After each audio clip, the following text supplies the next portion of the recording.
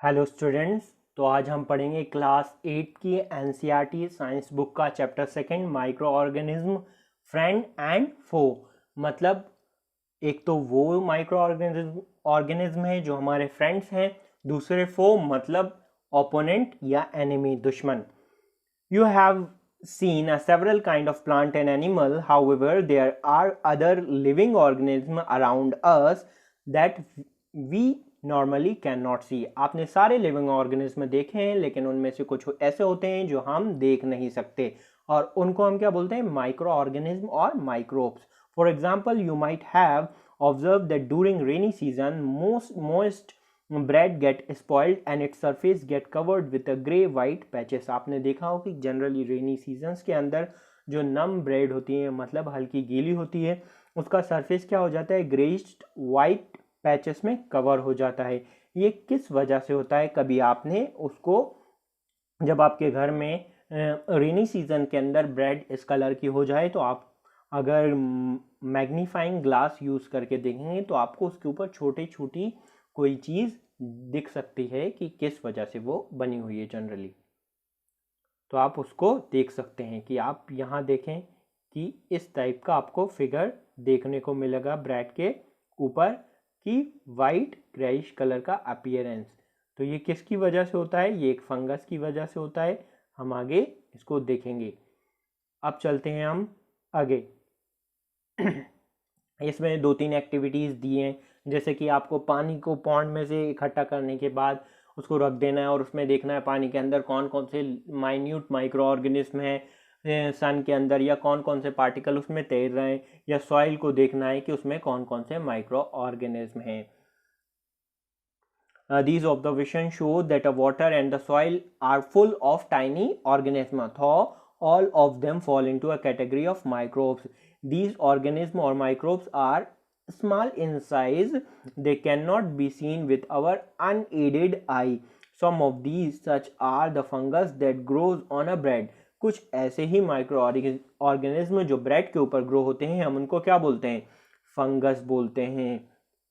Can be seen with the magnifying glass and other cannot be seen with the help of microscope. Microscope इसलिए इस्तेमाल किया जाता है ताकि हम इन माइक्रो ऑर्गेनिज्म को देख सकें. अब आपके दिमाग में एक चीज़ आ रही होगी कि अभी सर ने हमें यहाँ पे एक फ़ोटो दिखाया जिसमें हमने माइक्रो ऑर्गेनिज्म तो देखे ब्रेड के ऊपर, अपनी आंखों से देखे, तो यहाँ पे ऐसा क्यों बोलते हैं कि वो माइक्रो ऑर्गेनिज्म आंखों से नहीं दिख सकते? आप सोचें, आप एक थोड़ा सा छोटा सा शक्कर का दाना, शुगर का, ज़मीन में डाल दें और उसको 10 मीटर दूर से देखें तो आपको वो नहीं दिखेगा क्योंकि वो इतना छोटा है. लेकिन आप एक 1 किलो या 2 किलो शक्कर ज़मीन में डाल दें और दूर से देखें तो आपको आसानी से दिख जाएगी. तो फोटो में जो हमने देखा वो इतने सारे माइक्रो ऑर्गेनिज्म थे ब्रेड के ऊपर, फंगस थे, कि वो हमें दिख गए, लेकिन एक अकेला हमें अपनी आंखों से दिख नहीं पाएगा. इसलिए हम माइक्रो स्कोप को यूज़ करते हैं ताकि हम इन ऑर्गेनिज्म को अकेले अकेले सिंगल सिंगल देख सकें और स्टडी कर सकें उनके बारे में. Micro organism are classified into 4 major groups. These groups are bacteria, fungi, protozoans. क्या क्या देखा हमने कि माइक्रो ऑर्गेनिज्म को 4 कैटेगरी में डिवाइड किया गया. पहला बैक्टीरिया है, दूसरा फंगी है, तीसरा प्रोटोजोआ है और चौथा अलगे है. अब जो वायरसेस हैं वो इसमें काउंट नहीं होते. Viruses are also microscopic but are different from other microorganisms. They, however, reproduce only inside the cell of the host organism. अब बच्चों, स्टूडेंट्स, मसला ये है कि हमने क्यों माइक्रो ऑर्गेनिज्म को किस में नहीं का माइक्रो ऑर्गेनिज्म के अंडर में हमने वायरस को क्यों नहीं रखा? क्योंकि जो वायरस है वो माइक्रोस्कोपिक तो है, वो किसी भी होस्ट के बाहर ग्रो नहीं करता.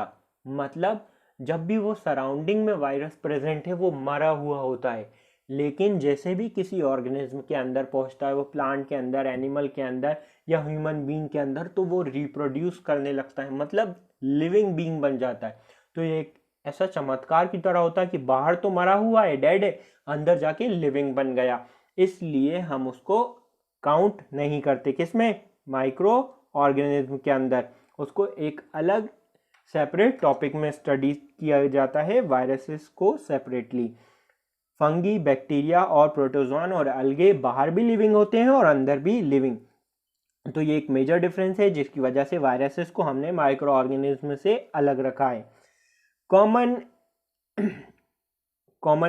common alignment like a cold, influenza, flu, most cough are caused by the viruses. Serious diseases like polio, chicken pox are also caused by the viruses.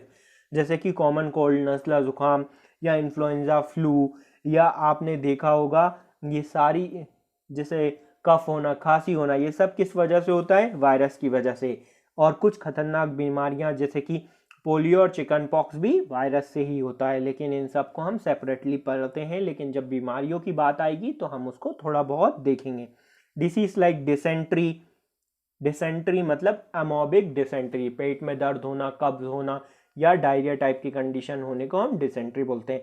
Malaria are caused by the protozoan, तो dysentery और malaria जो है वो protozoan से होता है। Typhoid और tuberculosis किससे होता है, बैक्टीरिया की वजह से होता है।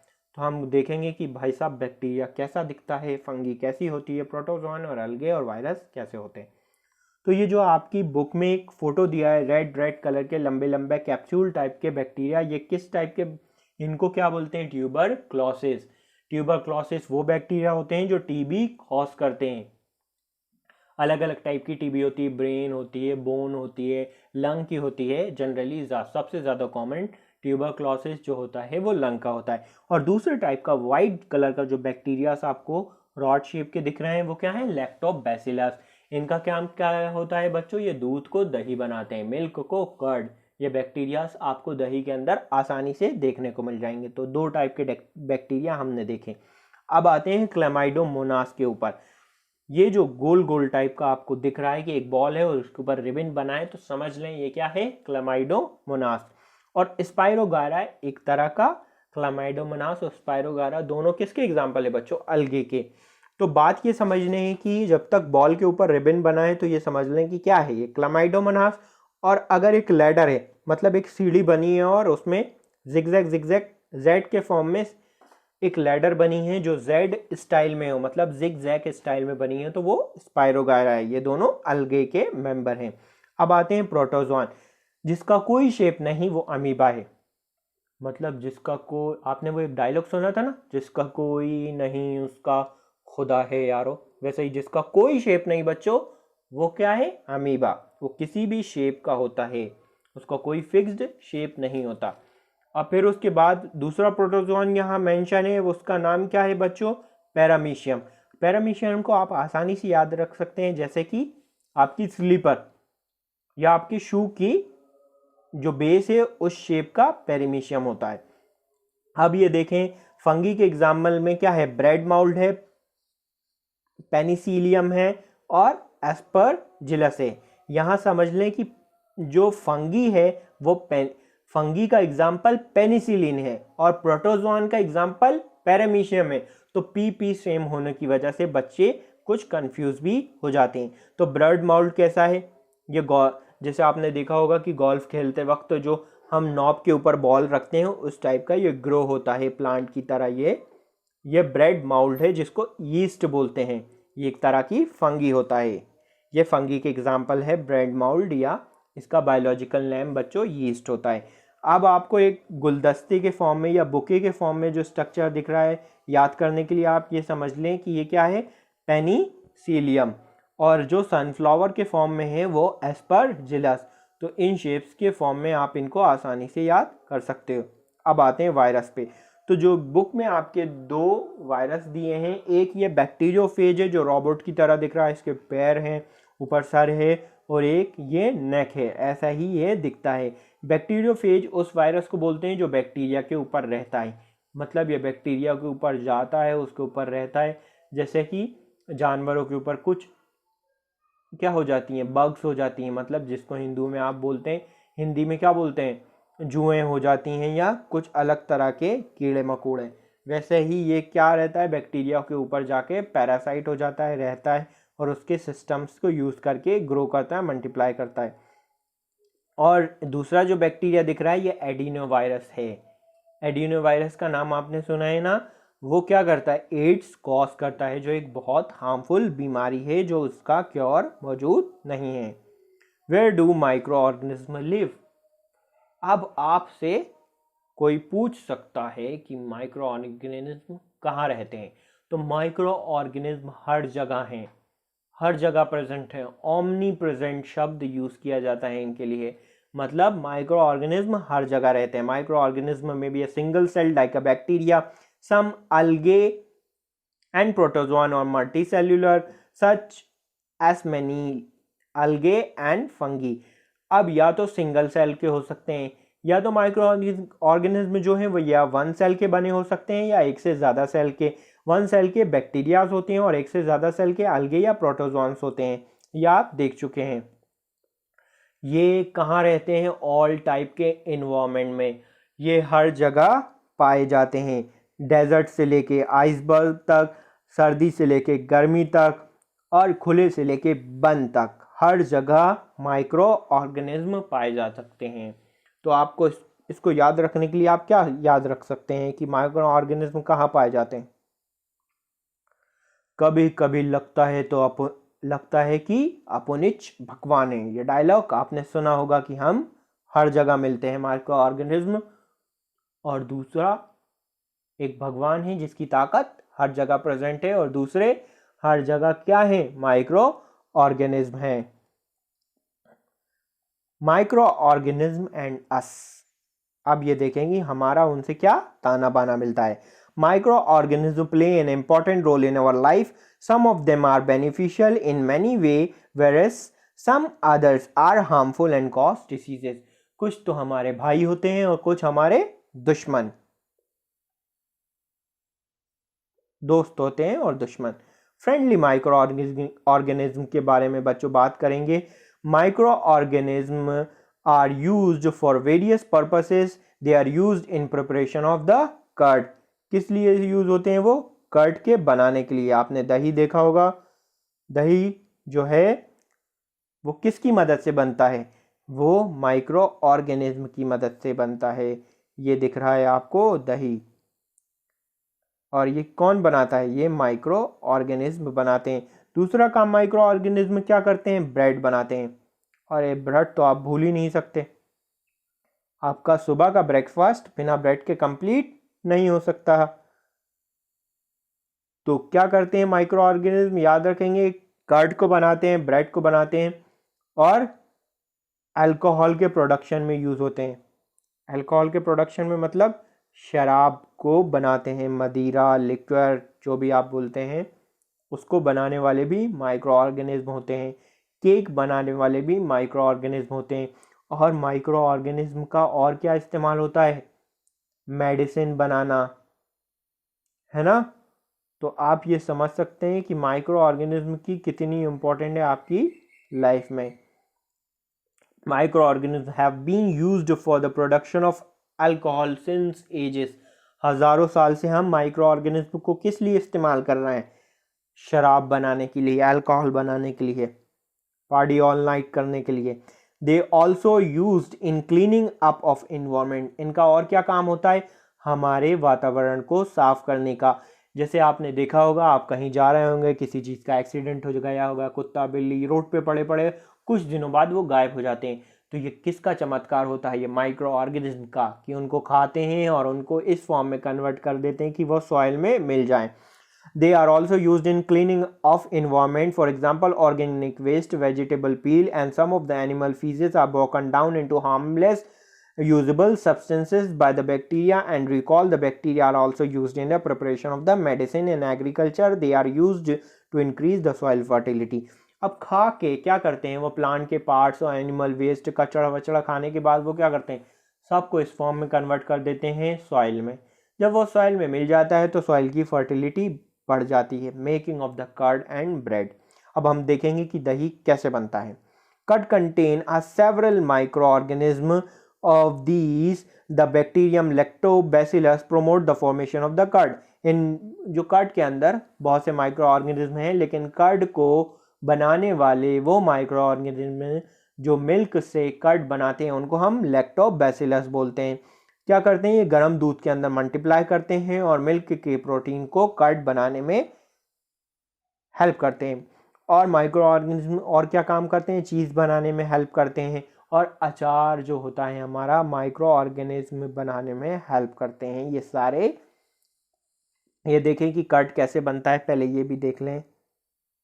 ये रहा आपका हाउ टू मेक कर्ड। क्या करेंगे, टेक सम वार्म मिल्क, गर्म दूध लेंगे और पहले से रखा हुआ आपके पास कर्ड है तो आप उसमें दूध में मिला देंगे। या दूसरा काम क्या करेंगे, आप बाजार से पाउडर फॉर्म में लैक्टोबैसिलस आता है, जिसको हम एक टर्म यूज करते हैं साइंस में, आइनोकुलम। आइनोकुलम या लैक्टोबैसिलस लाके थोड़ा सा हम बिल्कुल थोड़ा सा मिल्क के अंदर मिला देंगे और फाइनली आफ्टर सम टाइम आपको क्या मिल जाएगा बच्चों, कर्ड मिल जाएगा।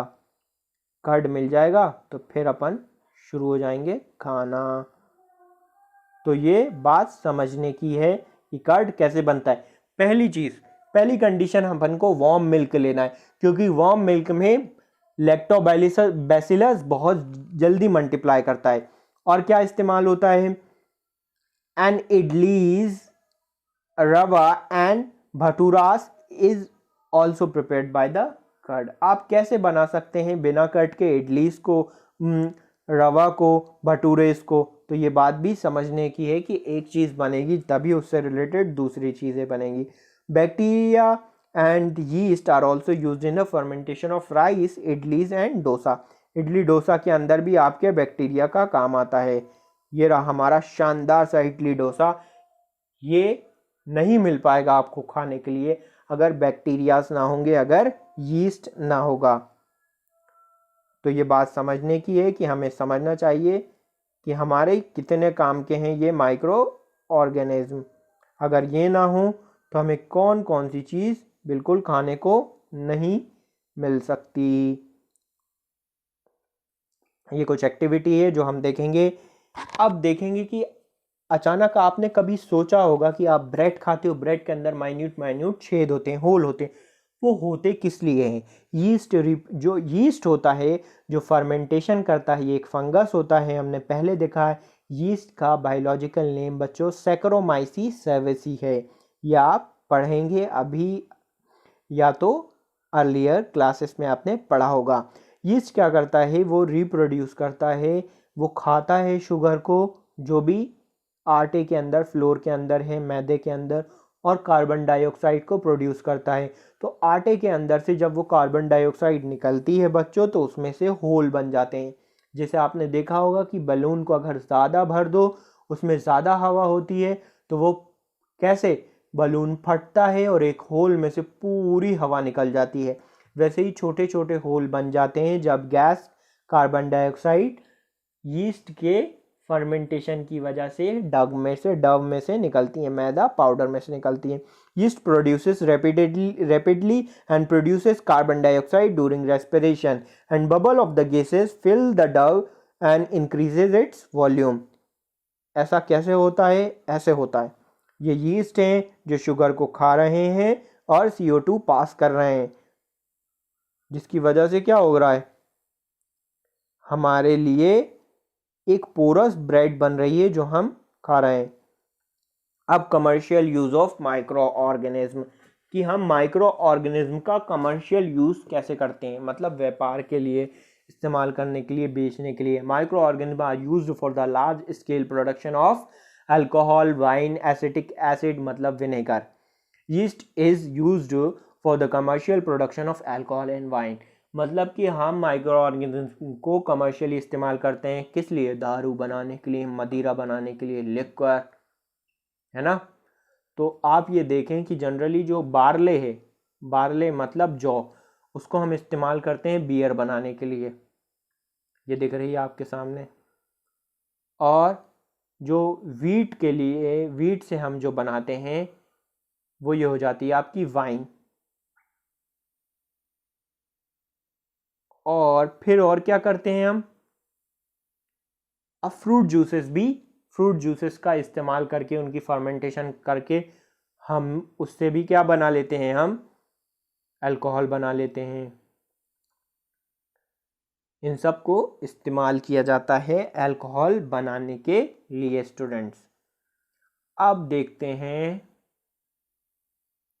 This is the smell of alcohol as a sugar can be converted into alcohol by the yeast. This process of conversion of sugar into alcohol is called a fermentation. मतलब किसी भी sugar को convert करके alcohol बनाने की process को क्या बोलते हैं हम, फर्मेंटेशन। और ये कौन करता है, यीस्ट। इसको डिस्कवर करने वाले कौन थे, ल्यूइस पास्चर। ल्यूइस पास्चर ने भी क्या किया, यीस्ट को डिस्कवर किया और फर्मेंटेशन को डिस्कवर किया। तो इनका बहुत बड़ा योगदान है इस काम में, किसमें, फर्मेंटेशन और यीस्ट की डिस्कवरी में। Medicinal use of micro organism में देखते हैं, whenever you fall ill, जब भी आप बीमार पड़ते हैं तो डॉक्टर आपको क्या लिखता है, एंटीबायोटिक। एंटीबायोटिक जैसे कि पेनिसिलिन। जो पेनिसिलिन है वो किससे बनी हुई, माइक्रो ऑर्गेनिज्म से। माइक्रो ऑर्गेनिज्म ने एक कुछ केमिकल रिलीज करे, उन केमिकल्स का नाम था पेनिसिलिन। और पेनिसिलिन जो है वो एक तरह का एंटीबायोटिक है। एंटीबायोटिक का मतलब एंटीबायोटिक मतलब बैक्टीरिया के खिलाफ लड़ने वाला chemical. These are the medicine kill or stop the growth of disease causing microorganism. Such medicine are called antibiotic. अब आपको समझ में आया कि एंटीबायोटिक्स क्या होते हैं। एंटीबायोटिक्स वो होते हैं जो क्या करें, जो बैक्टीरियाज के खिलाफ लड़ते हैं और फंगस के खिलाफ बैक्टीरियाज को ख़त्म करते हैं। और जनरली कौन ये होते हैं, जनरली एंटीबायोटिक प्रोड्यूस करने वाले फंगस होते हैं। मतलब फंगस कुछ ऐसे केमिकल बनाते हैं जिनसे कि बैक्टीरिया मर जाए, ख़त्म हो जाए, उनको नुकसान पहुँचे। तो उन केमिकल्स को हम एंटीबायोटिक बोलते हैं, जैसे कि स्ट्रेप्टोमाइसिन है, टेट्रासाइक्लिन है, एरिथ्रोमाइसिन है और कुछ और भी हैं।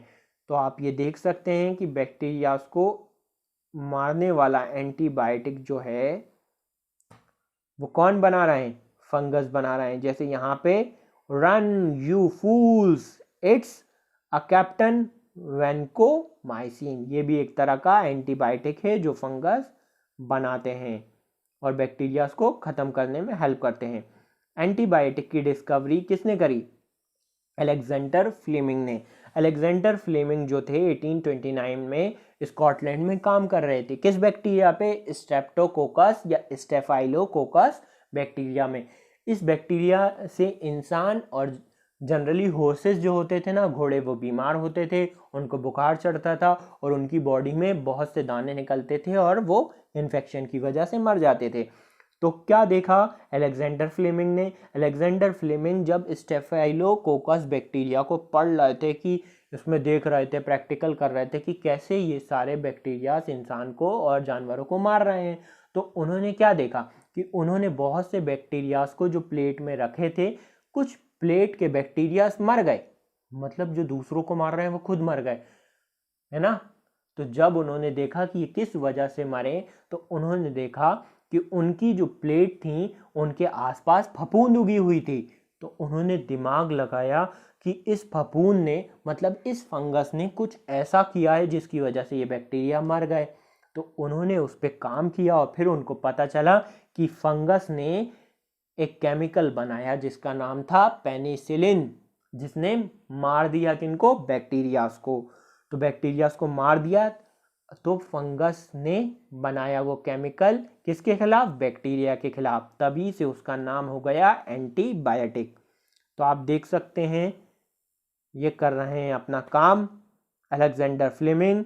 ये साइड में लेफ्ट हैंड साइड क्या ग्रो कर रही है, फंगस ग्रो कर रही है, और right hand side staphylococcus bacteria, जिसमें वो काम कर रहे हैं। और बाद में इनको नोबेल प्राइज भी अवार्ड मिला, क्योंकि इन्होंने फर्स्ट वर्ल्ड वॉर के टाइम बहुत सारे सोल्जर्स जो थे वो मर गए थे, किस वजह से, स्टेफाइलोकोकस के इन्फेक्शन की वजह से। तो सेकेंड वर्ल्ड वॉर से पहले इन्होंने दवा बना ली और बहुत सारे लाखों सोल्जर्स की इनकी वजह से जान बच गई। जो ये कॉमनली एंटीबायोटिक्स होते हैं बच्चों, ये कौन बनाते हैं? बैक्टीरियाज बनाते हैं, और ये बैक्टीरियाज के खिलाफ बनाते हैं, सॉरी फंगस बनाते हैं। जनरली जो एंटीबायोटिक्स हैं वो किसके खिलाफ नहीं काम आ सकते?